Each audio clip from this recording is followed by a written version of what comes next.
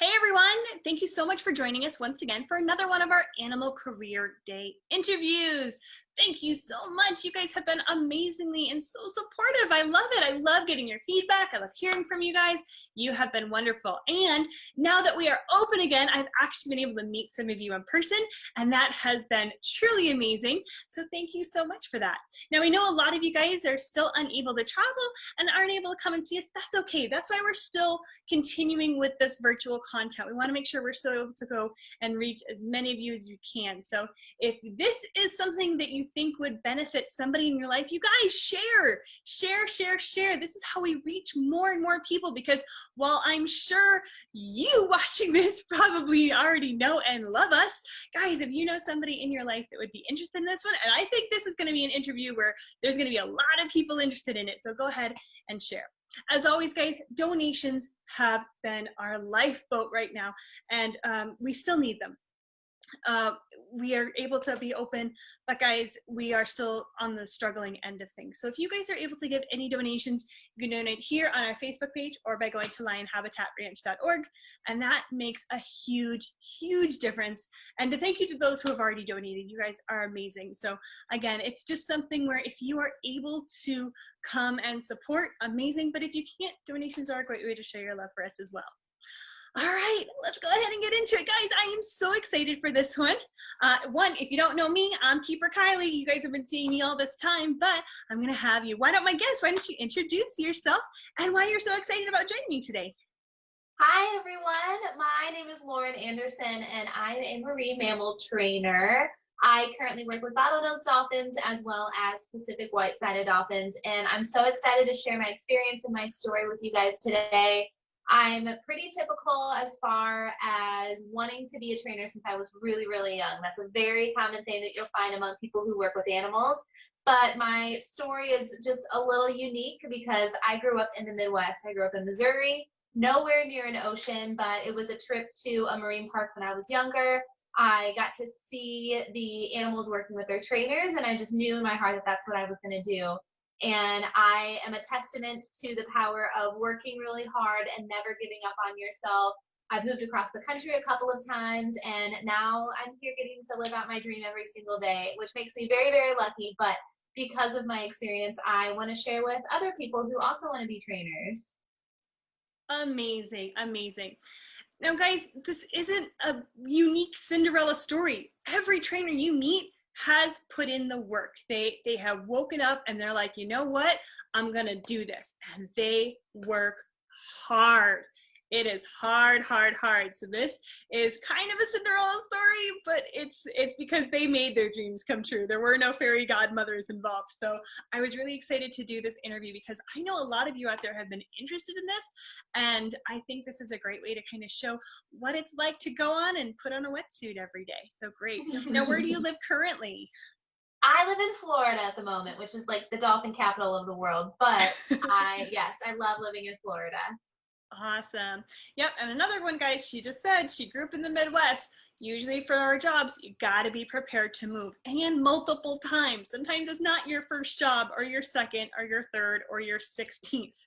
Sometimes you just got to keep it going. So always be prepared for that. And that might be a little bit scary, but I promise you, this is such an amazing community that even if you do end up moving, I promise you, you're going to make friends everywhere. So that's why it's really great. Okay. Now, you've known that you wanted to do this since you were little. What were some of the things that you had to do to get into this field? Certifications, education, and also just regular skill sets. What's something that you had to maybe practice on your own, or you wish somebody had told you that you needed to be good at before you started doing this? Well, I'm really fortunate that I had very supportive parents. So they helped me do a lot of research after I discovered that this was what I wanted to do. So from a very young age, I learned how to swim. I've been swimming my whole life. When I was in high school, I was a lifeguard. So doing those procedures in the water and being in the water every single day made me super, super comfortable being in the water, which is obviously very important. When I was in high school, I was also really active in theater and choir. So I got used to being in front of a crowd and performing and also hearing my own voice on a microphone. So if you want to be a show trainer like me, then that's obviously very important, is to be in front of a crowd and be comfortable being in that position. As far as education goes, I got my degree in psychology, which a lot of people are surprised by, but I didn't want to work with animals on a veterinary level.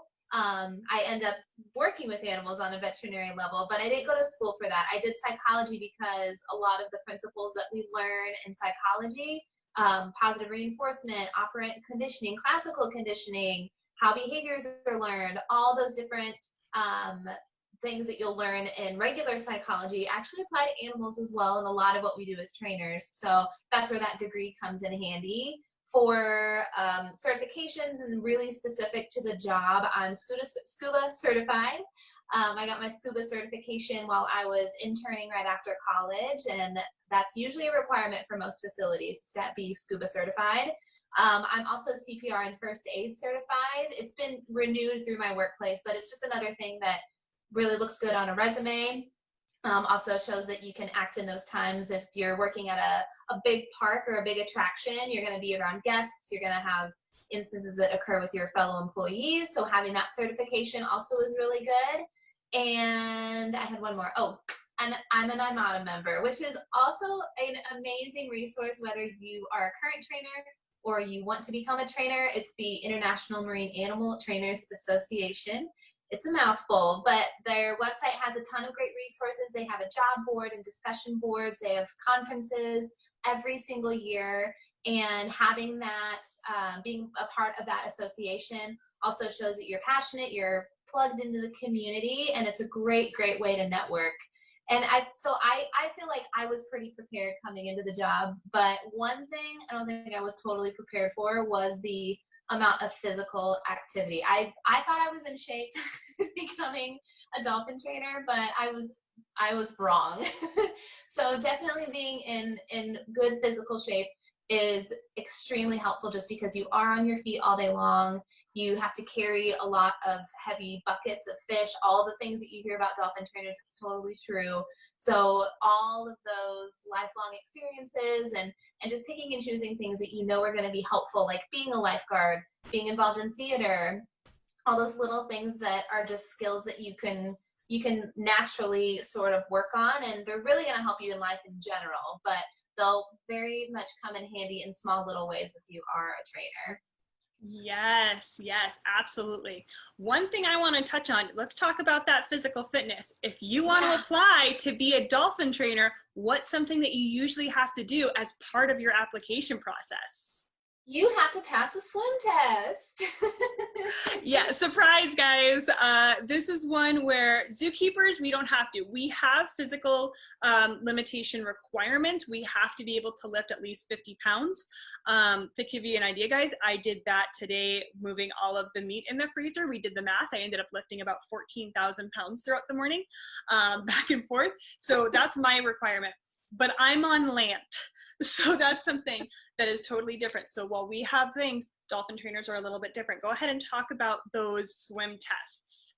Yes, so they vary from facility to facility, but they usually comprise of the same different things. So usually a freestyle test, so usually about 240 feet with a time limit. So maybe 1:20 is probably the average. Then most people say is the difficult part, which is true, is the underwater portion. So again, depending on the facility, it's awful. You have to have a breath hold and swim underwater designated length. So most facilities, it's around 100, 120 feet. Again, all one breath. And then from there, it kind of varies. So most facilities have some sort of surface dive. So they'll throw a weight in the bottom of the pool. You have to swim out, surface dive down, retrieve the weight. You usually have to do some sort of haul out where you pull yourself up out of the pool. Usually some have a dive off of a certain height. We do 20 push-ups at our facility. And then some facilities, as soon as you're done with that, they slap on a microphone and have you recite a script. So it's extremely stressful also because you're hyped up on nerves and it's usually very early and the water's very cold. And then all of that stress definitely takes a toll on you physically. So swim tests are the hardest part of the application process by far. So definitely be prepared for that. There's no such thing as over preparing for those swim tests. And that, yes, now that I think about it, that is definitely something I wish someone would have warned me about, because I did not prepare. I've failed many a swim test. Let's just put it that way. Yeah. It's not unusual, guys, to fail your first or second swim test. So do take that with a grain of salt. They really are a tough thing, because this is something where it is really, really important to be able to be comfortable. So I'm glad we were able to talk about this, because it is a very, very unique part of this field. To kind of give you an idea, when we're talking about an underwater breath hold, she mentioned it was about 100 feet. Your average kind of swimming pool at the Y, or the one that you might be practicing in for most swimming, is 25, usually yards, sometimes meters, but it's pretty common to be in yards, and that's 75 feet. So you have to hit that and come back at least halfway on one breath. So when you start preparing, you can absolutely do it, guys. It is something where I promise you, if you start now, you can do it. I hate push-ups. They are my nemesis. I hate them. They are the worst. But if you can start out doing 2 push-ups a day, and then do 2 push-ups in the morning and in the evening, and just build on that. If you guys start now, by the time you're getting to your first swim test, you'll feel really prepared. But it is okay if, you know, it's like a driving test. If you don't practice on your first time, that's okay. You're not shunned from the community forever. But it is something to be aware where if you don't pass, you are not able to interview at that point. You have to pass to be able to interview. So even though they're looking at their resume and they're like, hey, you look really, really good, we want to talk to you, those are some caveats. The other thing, guys, we've talked about this before as well, scuba certifications. I just think they're super important. You can do them as early as 16, 15 if you're with an adult. So maybe instead of your first car, guys, I really actually recommend getting your scuba certification. It's gonna last you a lot longer. And once it's done, it's done. You will never have to recertify again. So it's something where if you think you're gonna be in this field, even if you don't think you're gonna be working with dolphins, I just think it's a really, really good skill to have, because even if you want to be a zookeeper, you never are sure where it's going to put you, diving in polar bear exhibits, diving in walrus exhibits, otter exhibits, all of those little things. So scuba certifications are great. Oh, I love it. I love it. I love it. I love it. I'm like getting nervous thinking about the swim test. I know, I hated them. I hated them so much. Nope. And I know some people are like super jazzed on them. It's okay, guys. You don't have to be. They're one of those like unspoken cringing factors about being a dolphin trainer, which brings up my next point. Obviously you just go and you play around with dolphins all day, right? That's all you do. Oh yeah, all day long. That's all we do. That's the only thing that I do. Yeah, we also hear that a lot, guys. They're like, oh, you guys are so lucky you get to play around dolphins all day. And it's true. Like, there are dolphins all over the place. They're amazing, but I can promise you these guys are working really hard. So why don't you go through what your day is like? What are some of your daily tasks? And how early in the morning are you starting some days? Well, our fish prep starts at 7:30. So we have our staff that comes in right at 7:30, but there's also shifts. I mean, when you work with animals, you're on call 24 hours a day. So today I work 6 a.m. to 6 p.m. So I come in when I need to, but our days typically start around 7:30 or so. And of course, that's the fish portion of the day where we sort through and thaw and weigh out all of our animals' diets for the day. And then once the rest of the staff comes in a couple hours later, that's when our morning trains start. So those morning trains are super important because that's we're saying good morning to our dolphins. We get a kind of a read on their behavior and their mood and their attitude. We take a look at their bodies to see if they've gotten into anything overnight, anything that might have changed from the day before. And those are really, really important just to assess the overall health of our animals for that day. So once we have our morning trains, our day kind of takes off from there.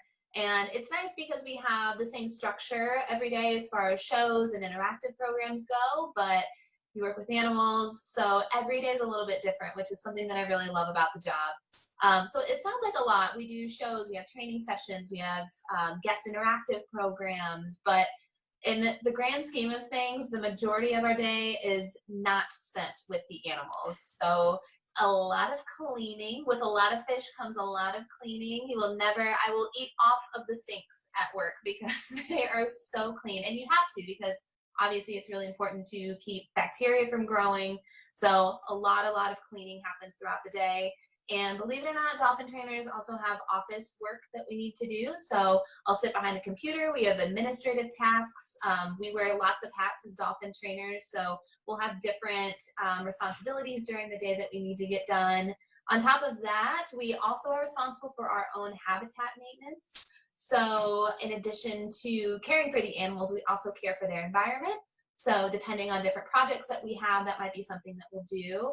And one of the biggest things about our individual positions is that we're always learning new stuff. So our dolphins are learning, we're also learning. We all have a list of objectives of things that we're working on. So some days I might be learning something new. Someone might show me something or train me on something new. Or I might take on that mentor role and I might be teaching somebody new. So in between those sessions, we will be learning those new things and teaching other people. And it's also, I'm sure you'll agree with this, a lot of record keeping. After every single session, whether it's a play session, a relationship building session, a show, a training session, whatever, we have to sit down and notate every single thing that happened in that session. It's just a great resource to have to reference back for animal histories. And if you come back from a long vacation, you can read the records and see what the animals have been up to. And most days it's hard to keep caught up with the records because you're running from one thing to the next. But just like Kylie said, I wish that I played with dolphins 8 hours a day, but unfortunately that is not the reality of our job. Yes, yes. And one thing I'm glad that she brought up, guys, yeah, they're learning.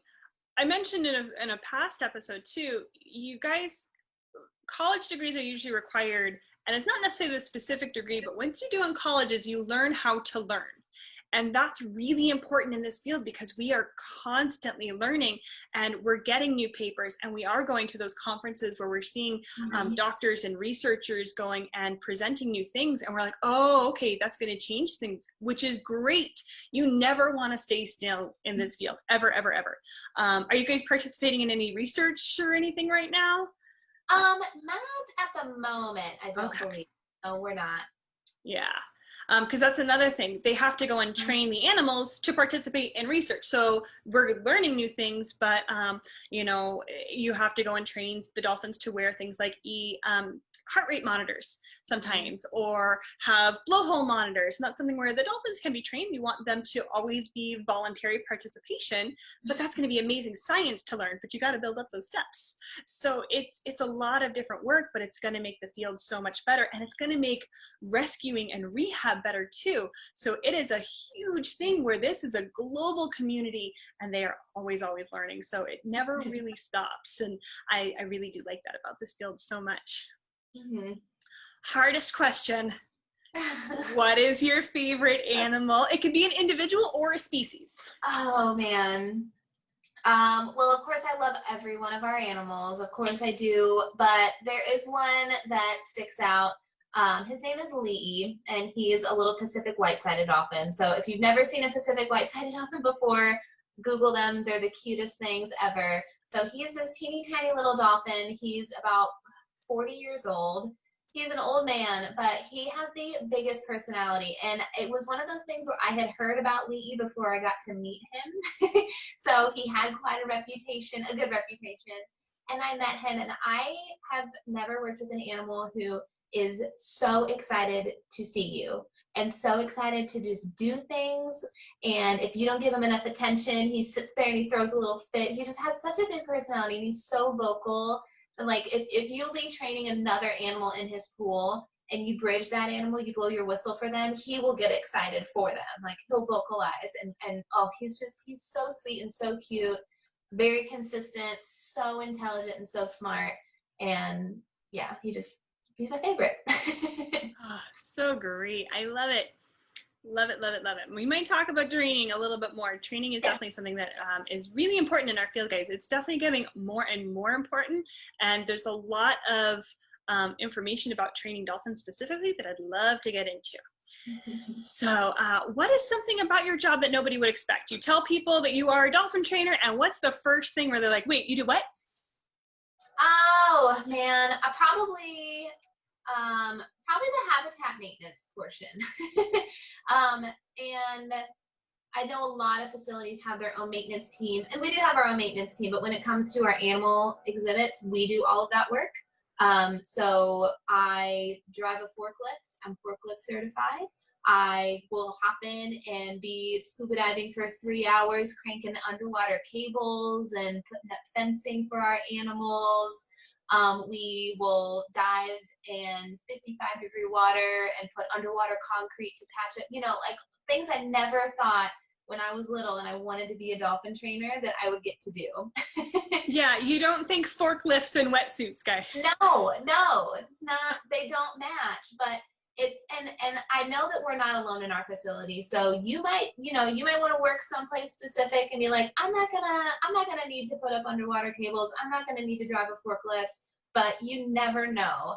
And you really just have to take whatever's thrown at you. And it's, they're cool things to learn, obviously very interesting. And we do it because we clearly care for our animals.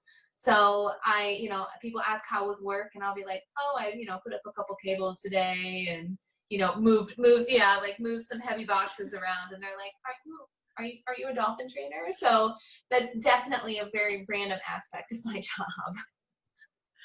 Yep. As a former aquarist, guys, I had to get really good at buffing aquarium acrylic, and who knew that would make Bentley's window look so good? So I'm glad I have that skill when I'm working with lions now, because I can buff acrylic like nobody's business, and it's one of my favorite things to do. What is a common misconception about your job? Ooh, well, I feel like in the world right now, there are a lot of misconceptions about my job. Which is like a whole other interview in and of itself, I feel like. But I think for me, based off of a lot of the comments that I've read, and I've read a lot of them, and the posts that we see about animal trainers, specifically marine mammals for some reason, I think a lot of people out there have a misconception about what it is that we do. And I think it stems from the very old school form of training. So 60s and 70s, the first marine parks that were opening really didn't know how to care for animals in human care, didn't know how to train, and they were just kind of making it up as they went. And unfortunately, back in those days, they did utilize a lot of negative forms of punishment. So just punishment in general, deprivation, food deprivation, separating them from others. And those unfortunately are true. And I would say that every single marine mammal trainer in the world at this current day disagrees with those principles. And they clearly didn't work because we've evolved to such a better place now that focuses more on positive reinforcement. But a lot of people that don't know anything about marine mammal training still believe that the punishment and the deprivation still happens. And that's how we get our animals to do all these things. So when I hear that we starve them, that we force them to perform, and all these negative things, and I wonder where they come from. And I realize that people have this thought in their brain that we're beating our dolphins with a stick to get them to do whatever we want, and that's just so incredibly far from the truth. And so I take it upon myself to explain to people what it is that we do, positive reinforcement. And usually when you explain to people what we do and how we train and how our animals choose to participate in sessions. I had animals that they will do an entire session without even a fish. They just enjoy training. They enjoy learning things. If they choose not to participate in a session, that's totally fine. They can wander around the pool. We'll just put their food in a different cooler and feed it to them later. If an animal does something incorrectly, it's no big deal. We just ignore it and just move on in the session. And explaining that to people, I think, calms them down a little bit and gets rid of some of those misconceptions. But there's always going to be people out there that will choose to believe that negative stigma that they've subscribed to for all that time. And I'd save yourselves the trouble now. Some people do not want to have a conversation about it. They don't want to have their minds changed, which is very, very frustrating. But to know that that's a huge misconception out there, it's extremely frustrating, like I said. But we believe in what we do, and luckily there are people out there that are open-minded to hearing our side of the story and looking into what we do and experiencing it for themselves, and that's all that matters.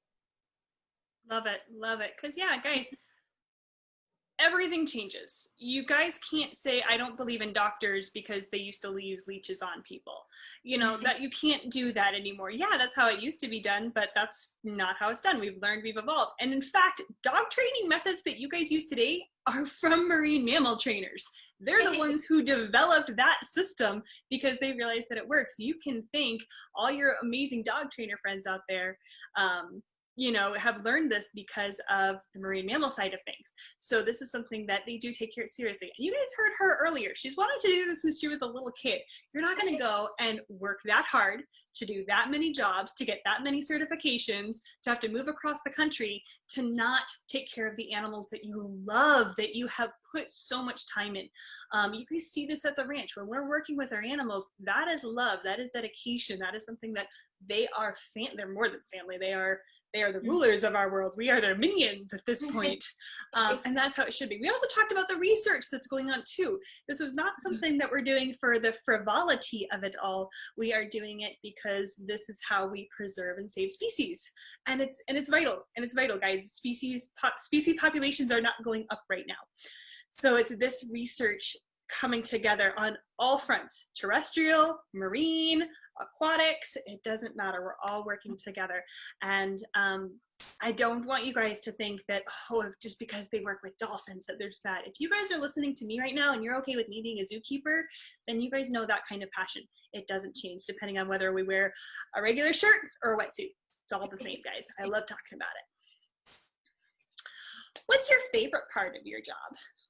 Oh, of course, it's the relationship with the animals and getting to see them every single day.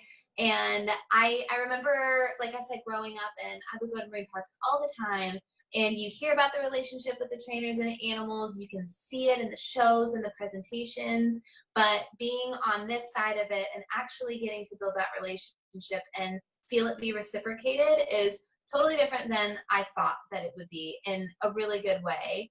So I remember when I first started, I would see how the animals responded to trainers that they worked with for years and years and years. You know, they would vocalize when they would come down on the docks. They would emit behaviors, you know, outside of session, and just be super, super interactive with these trainers. And I would come in and it was like, okay, hi. Like they wouldn't care about me. They didn't care about me.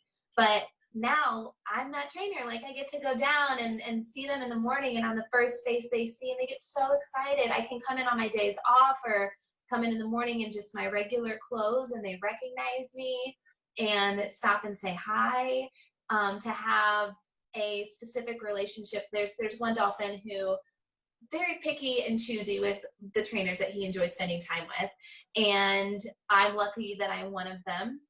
And for him to have, you know, a poor day, or a lot of dolphins, people don't realize this, but they discriminate against new people. So they'll know, you know, you're new, you don't know what you're doing, I'm not going to do anything for you. So this dolphin was giving a trainer a really hard time one day, and they gave me a call and said, hey, we really need you to come over and take this animal. You have a better relationship with him. And I was able to go over and work him through a session, and he was great. And I felt bad for that newer trainer that I kind of come over and taken him, but at the same time, it is just rewarding because they, like you said, they become such a huge part of our life. I spend holidays with them, I spend birthdays with them, I spend their birthdays with them. They do become more than family. I see them more than my family. So they're a huge part of my life. And so to know that on some level that I'm also a part of their life, it's unreal. And to have that kind of relationship with an animal, whether it's a dolphin or a tiger or a dog, you know, it doesn't matter. But definitely when it's an animal who is incredibly more powerful than you are, and it's humbling to be with them, and for them to still want to connect with you and have that relationship with you, it's hands down the most rewarding part of the job. Yes, yes. And she's not kidding, guys. A lot of bottlenose dolphins can actually be larger than lions. So you guys have come in, you've seen Bentley up close. So when you guys come in and you see Bentley at the glass, Bentley weighs 500 pounds.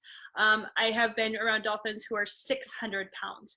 And again, they're in the water, guys. So it's a little bit different. So they're not as small and delicate as people have in their head. This is a powerful apex predator who wants to come and be near you and cuddle you. Like that is pretty special. And that shows the bond. A trainer can enter the water and they're there to work with them, and that shows the relationship. And again, they are choosing to come up. If a 600-pound dolphin doesn't want to come up to you, they're not going to come up to you, and you just go, okay. And that's that. So that's really, really impressive. I really, really love that. What is the hardest part of your job? Oh man. Like I mentioned before, you know, the people that have really just nasty things to say, that's a difficult part. But of course, the hardest part is when you work with living things. As living things do, they pass away from time to time. And I know that you can probably empathize 100 times over, but having an animal pass away it's a reality of the job, unfortunately. You do everything that you can to take care of them. I've spent overnights with dolphins at the bottom of the pool, holding them up from, you know, midnight till 7 a.m. I remember during the hurricane, we had a hurricane come through a few years ago, and we were working 15-hour days nonstop up until that hurricane to take care of our animals. So we are more than dedicated to looking after them. So when one of them passes away, it hits really, really hard, because that was your responsibility. You were supposed to look after them, and, you know, it's always not your fault. You know, a lot of things you just can't help it. Like I said, they're living things, they pass away, but it's really tough. And, you know, it's especially difficult whenever you work in the field, because you most likely, when they pass, you have to immediately move on to the next thing.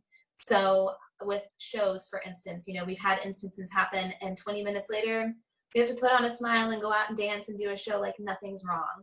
And that can be very, very difficult. So, you know, it's like I said, a sad reality of the job, but in a way, it definitely brings you closer with your teammates. It's something that you all experience together.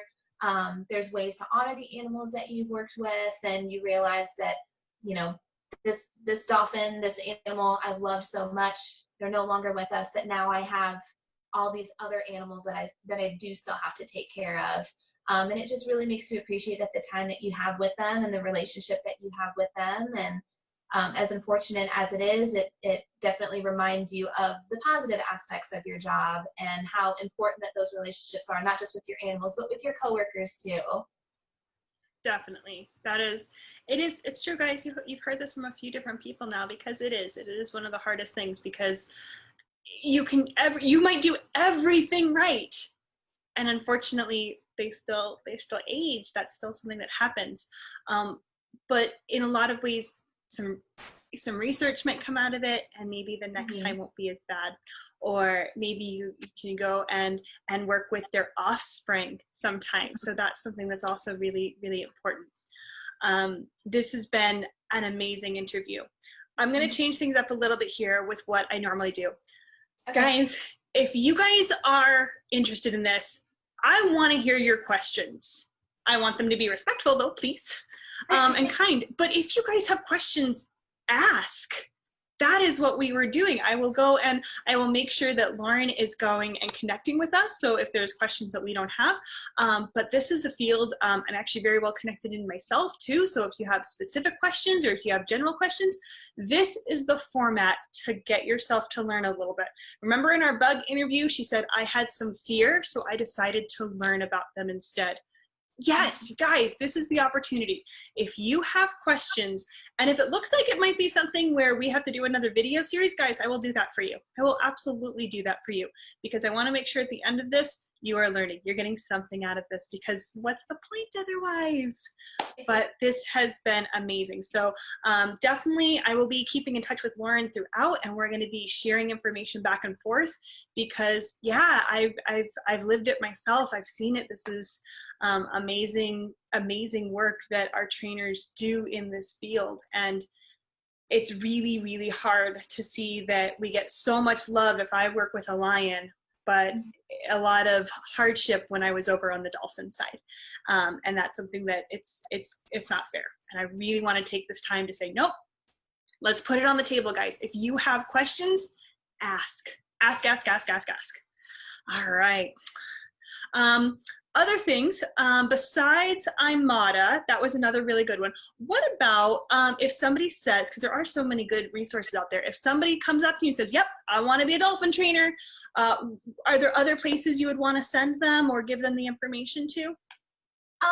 AZA.org is also a really great resource. So IMATA is specifically for marine animals, but AZA covers all accredited zoos and aquariums. So if you, and their job board is actually free. You don't have to be a member in order to see their job board. So that's a great resource to take a look at not only jobs, but also volunteer and internship opportunities, which are, I think, more important than looking for jobs, because if you aren't in the field yet, those volunteer opportunities, those internships are how you are going to get your foot in the door. So I'll usually direct people to there, and most facilities have their own specific job postings. So sometimes it's not on IMATA, sometimes you can't really find it anywhere, but you know, depending on where you live or where you can move to, or maybe you do have a very specific facility in mind, I wouldn't recommend that. But if you do, you can absolutely go to their website and take a look at any job openings or postings that they might have. Very, very good. I have loved this. Thank you so much for taking your time to come out and do this. I hope that somebody out there thinks that, yeah, this is where they want to pursue. Maybe you guys have already known, because I think it's pretty common where we've known since we could basically write our name on a piece of paper that we wanted to work with animals. So this is you out there, absolutely. But not sure it. Maybe there's something that you think that this would be good for somebody in your life to hear about and to learn about. Maybe they might have some misconceptions that they should go and watch this, or maybe they actually do want to be in the field. Either way, we think this is a really great opportunity. So thank you for taking the time out of your night. I know it's later there where you are than where I am. So guys, remember, they take their personal time to do this. This is very nice of them. And yeah, we'll be in touch. Any last words? For those of you, something that was very important for me, so for anyone who wants to get a job as a trainer, do not give up on yourself. I've had many breakdowns, many doubts over the years. Like I said, I failed so many swim tests. So it's such a competitive field. There are so few jobs out there. It's tough. I'm not going to lie. It's extremely tough. But I am a testament to the power in believing in yourself, not ever giving up. And when you fail, just continue to try, and it will happen for you, I promise. Awesome. Guys, I couldn't have said it better myself. Keep coming back on Facebook and checking back for more of our up-to-date information. We're still in phase 2 right now. We'll see what happens. Who knows? Things are changing. That's life. We are very flexible. So just keep checking back for those. As always, though, we are open. We are under guidelines, though. So be sure to check our website as well as our Facebook page to have the requirements. Remember, no walk-ins. You have to pre-purchase online before coming in. But if you can't come and visit us, keep checking out our Facebook, guys. We are still going to be reaching out to you. We're still doing our virtual content because we love connecting with you so much. You guys have been a light in the darkness. I love seeing your comments. I love seeing your shares and all of that. It's been absolutely amazing. Don't forget, guys, if you can't come and visit, donations, please, please, please, please. We're not out of the woods yet. So that is a huge help. Feel free to, again, donate right here on Facebook or by visiting our website, which is lionhabitatrancch.org. Until next time, guys. Bye, everyone.